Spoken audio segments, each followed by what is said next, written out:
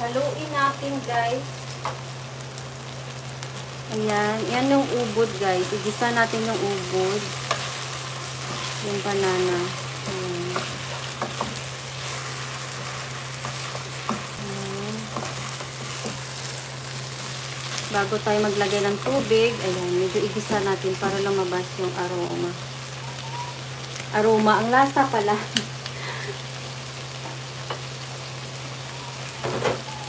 So, nakalimutan ko na, guys. Yung kamatis pala. So, igisa muna natin. So, ginango naman si mami, oh. So, ayan. I-mix na yung kamatis. Sa sobra ko kadalok-dalok sa kamatis, nakalimutan. Ayan. Naku, hindi ko na naman na-save yung ating ano.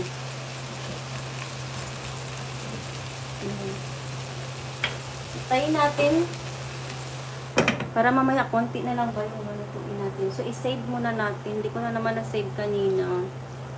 So, nili na lang tanang i-save natin. Mag-prepare lang ta ng tubig. Initin ta na lang para mabilis. Huwag na pala. Mas maganda matagal.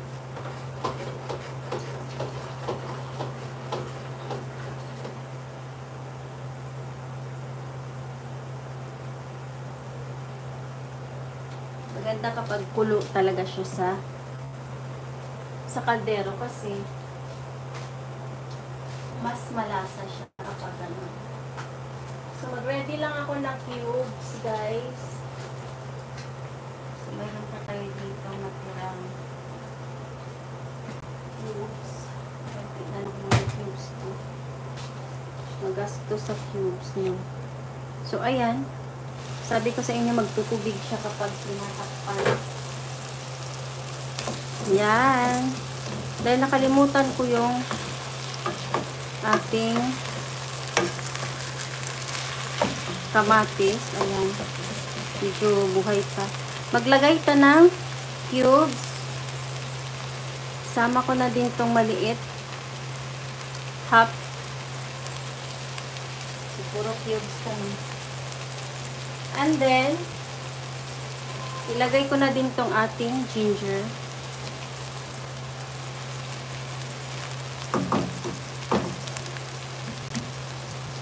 Yan. Yan. So, mamaya na tong sili. Pwede rin ilagay ko na yung isa para mabango na. Tapos, ilagay ko na pala yung munggo bago pa natin makalimutan. Yan. I-mix lang muna natin. Igisa na lang din natin yung munggo para maluto-luto pa siya. So, munggo. Ang bango ng munggo, guys. Oh. Ayan. Napakainit po ng tiyan ko, guys. So, parang hindi na makita yung ubad. So, wala nang ubad. Puro na lang munggo, no? Ayan.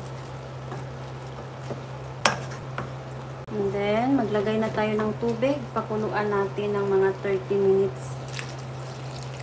Ayan. So, hindi na makita yung ubad. Nasaan na yun? Wala na.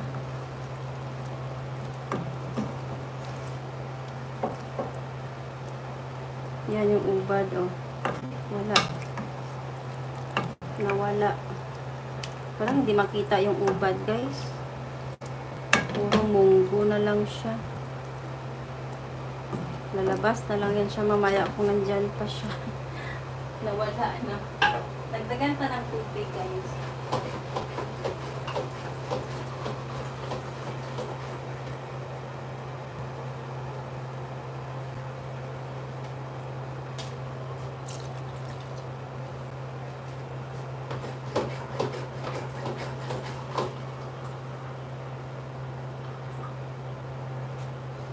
Ayan, let's check.